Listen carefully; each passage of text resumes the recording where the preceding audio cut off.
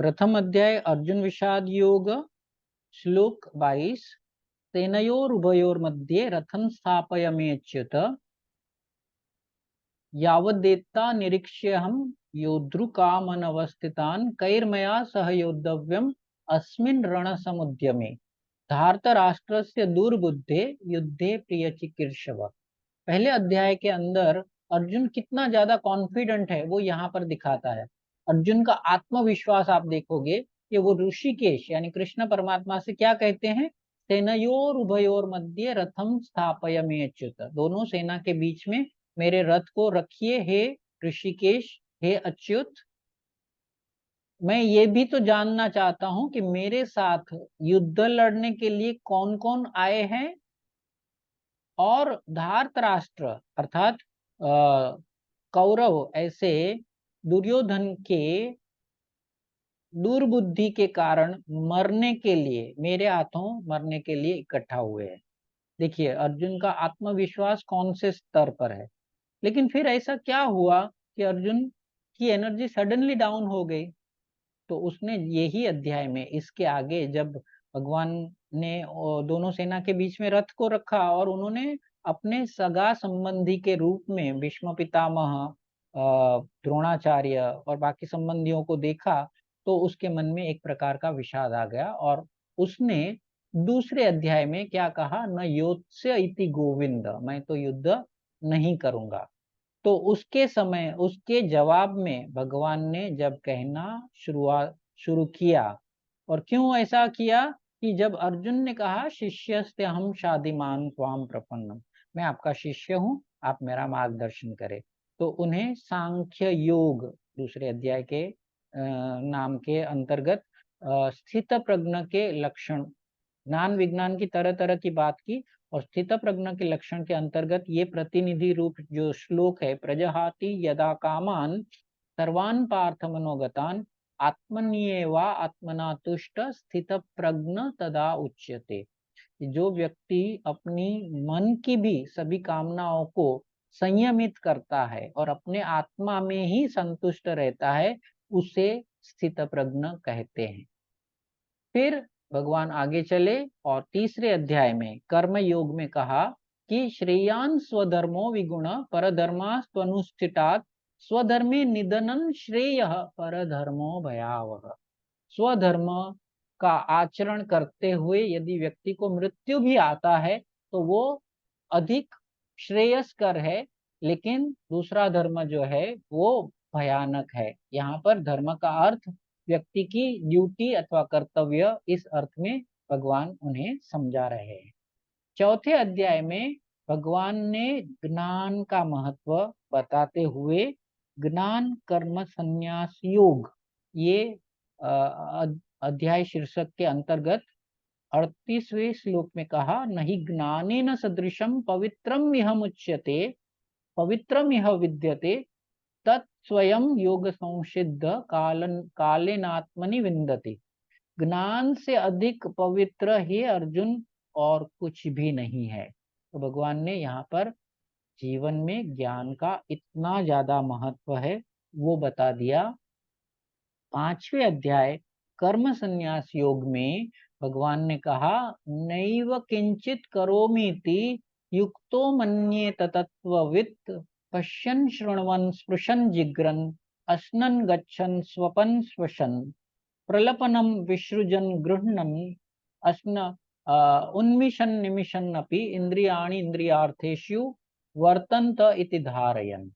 यहाँ पर ये श्लोक जो है वो संस्कृत ग्रामर की दृष्टि से भी बहुत ज्यादा महत्व रखता है कि ये सारी भी क्रियाओं को दर्शाता है कि ये योगी कैसा होता है, देखते हुए, सुनते हुए, स्पर्श करते हुए, सांस लेते हुए, हर क्रिया करते हुए मुझे याद रखता है। छठे अध्याय आत्म संयम योग अथवा इसको ध्यान योग भी कहते हैं, उसमें भगवान ने कहा कि योग का अर्थ क्या होता है। ऐसे तो जगह जगह पर भगवान ने योग की बहुत सारी व्याख्याएं की है, उसमें की एक व्याख्या छठे अध्याय के ये 23वें श्लोक में बताते हुए भगवान ने कहा, तम विद्या दुख संयोग वियोगम योग संगनितम स निश्चयेन योक्तव्यो योगो निर्वीण चेतसा। दुख का जो संयोग हो गया है हमें, उसके वियोग को ही सच्चा योग कहते हैं। ये भगवान ने इस तरह से समझाया कि सांसारिक चीजों में हमें जो सुख दिखता है शुरुआत में, परंतु आखिर में उससे दुख ही मिलता है। तो उससे जब हम अपने आप को अलिप्त कर लेते हैं और अपने मूल स्वरूप को और परमात्मा को जानने का जो प्रयास करते हैं, वही भगवान की नजर में योग है। 7वें अध्याय ज्ञान विज्ञान योग में भगवान ने कहा कि लेकिन ये पूरी यात्रा या पूरा प्रयास या पूरा अभ्यास इतना आसान नहीं है। क्यों? 14वें श्लोक में भगवान ने कहा 7वें अध्याय के कि दैवी येषा गुणमयी मम माया दुरत्यया मामेव ये प्रपद्यन्ते मायाम एताम तरन्ति ते।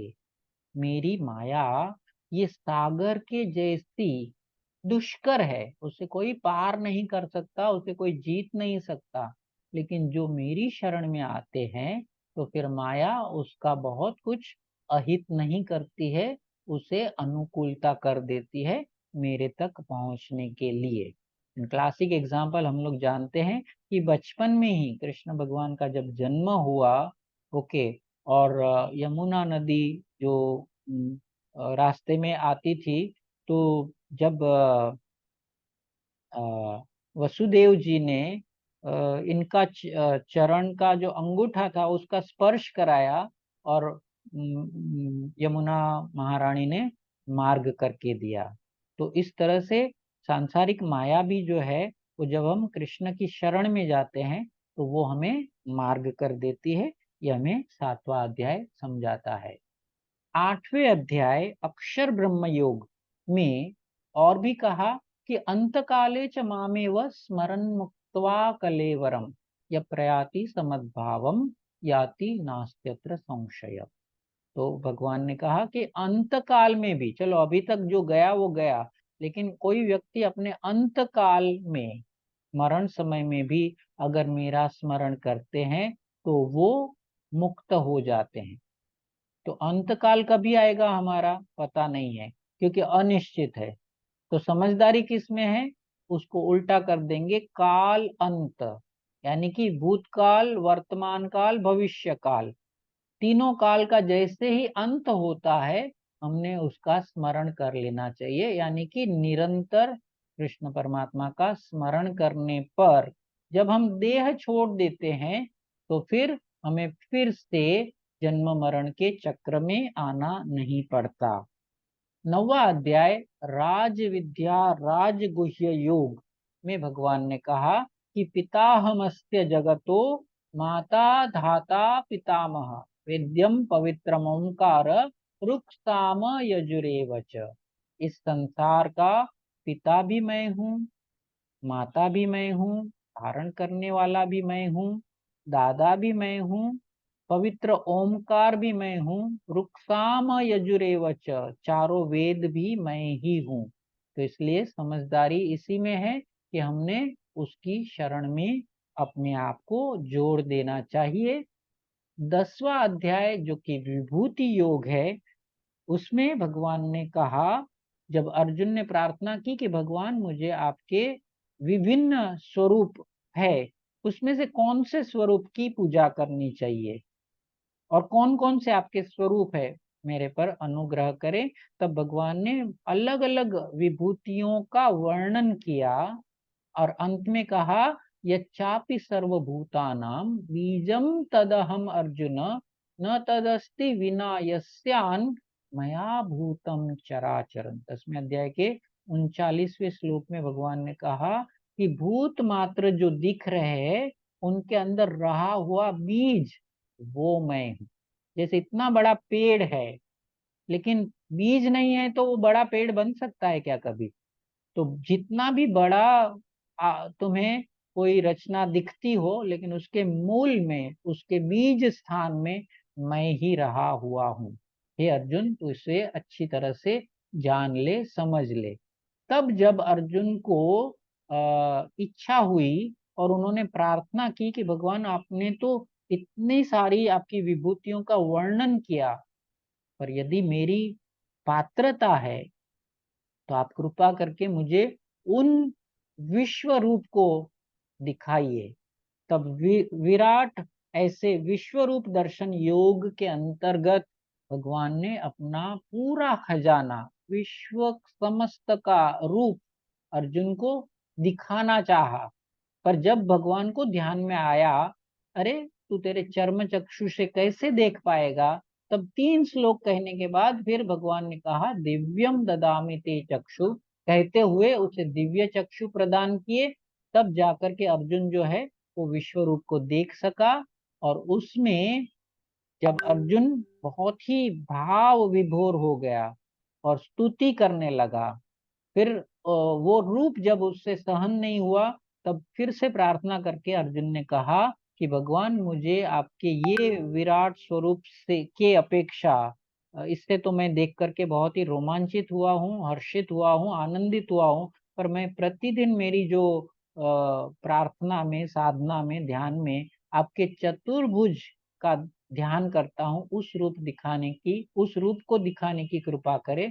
और भगवान ने उसकी वो इच्छा भी पूरी की। तब 44वें श्लोक में भगवान ने कहा तस्मात् प्रणम्य प्रणिधाय कायम प्रसादये त्वामहम ईशमिड्यम पितेव पुत्रस्य सख्येव सख्यु प्रिय प्रियायार्हसि देव सोढुम्। ऐसा। तब अ,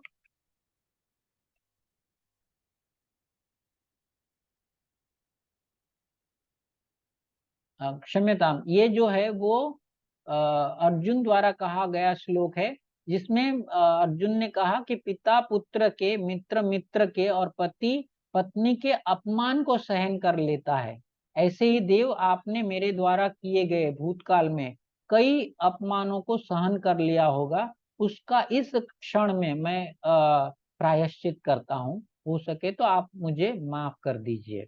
12वां अध्याय जो भक्ति योग है, उसमें भगवान ने भक्त के लक्षणों को 8 श्लोकों में और 36 लक्षणों को बताया।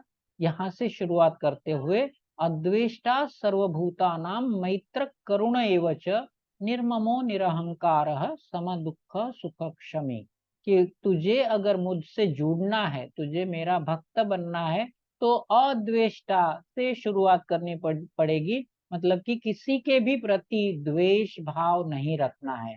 और ये क्रम में, ये श्रृंखला में 36 गुणों को भगवान ने बताया कि ऐसा जो करता है, ऐसा भक्त, यो मद भक्त समे प्रिय, वो मुझे बहुत ज्यादा अधिक पसंद है, मैं उसे पसंद करता हूँ।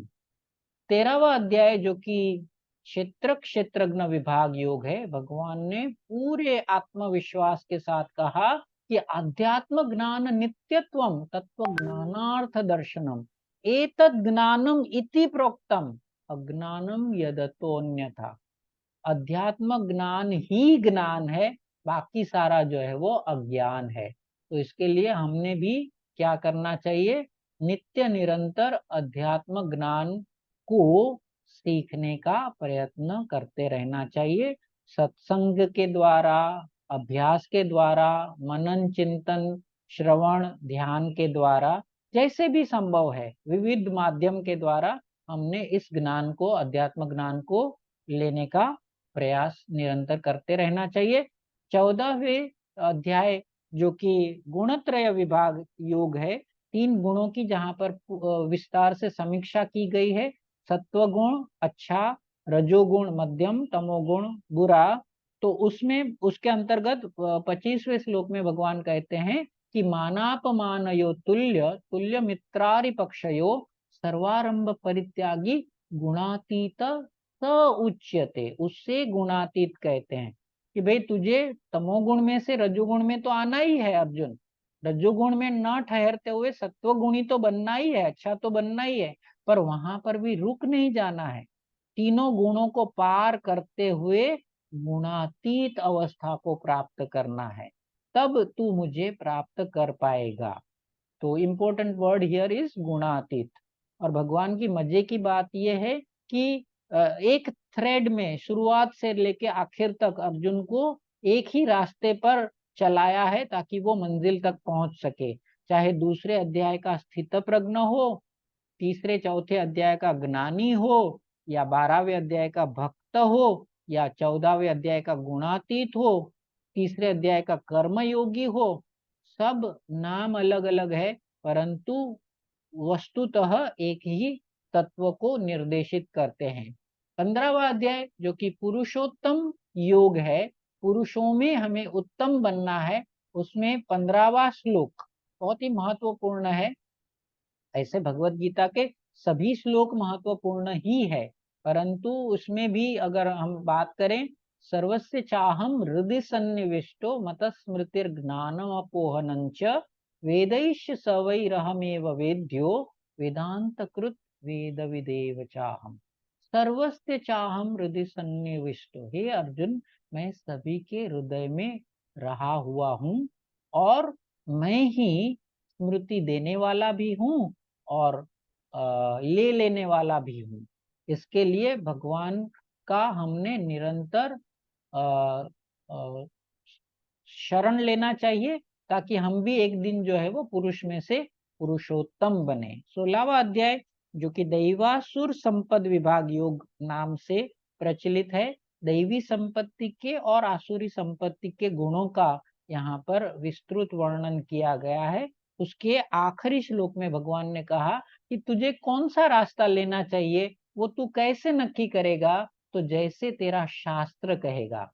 तस्मात् शास्त्रम प्रमाणम ते कार्याकार्य व्यवस्थितौ। तस्मात् शास्त्रम प्रमाणम ते, तुझे क्या करना और क्या नहीं करना उसका निर्णय तूने तेरे शास्त्र को देख करके करना चाहिए, तब जाकर के जो है तू अच्छे से निर्णय कर पाएगा। 17वां अध्याय जो है जो कि श्रद्धात्रय विभाग योग है, वहां पर भगवान ने कहा कि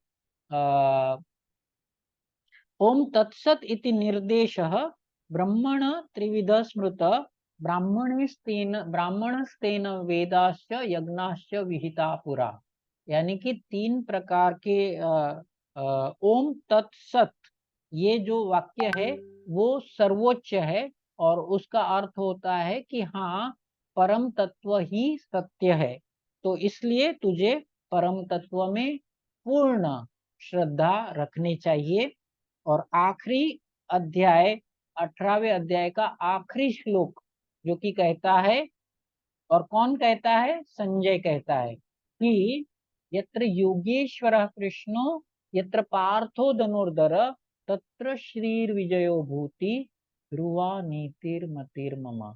जहाँ पर धनुर्धारी अर्जुन और चक्रधारी श्री कृष्ण है वहीं पर श्री, नीति, विजय और विभूति सभी का एक साथ में वास है, ऐसा मेरा निश्चित मत है हे धृतराष्ट्र, ऐसा संजय ने कहा।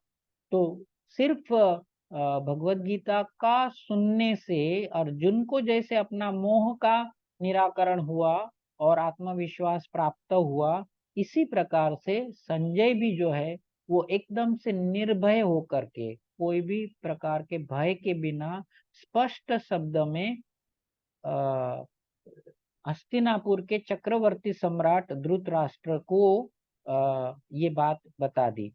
तो इस प्रकार से समग्र भगवत गीता का सार है कि जब हम मोह में आ जाते हैं और उसके कारण से विषादग्रस्त हो जाते हैं, दुखी हो जाते हैं, और यदि हम भगवत गीता की शरण लेते हैं तो भगवत गीता हमें मोह त्याग करके ज्ञान प्रदान करती है ताकि हम फिर से हमारे मूल लक्ष्य की ओर हमारी यात्रा को बढ़ा सकते हैं। चतुर्विध जो पुरुषार्थ बताए गए हैं, धर्म अर्थ काम मोक्ष, उसमें मोक्ष को परम पुरुषार्थ कहा है, उसके प्रति हमारी फिर गति होने लगती है। अस्तु।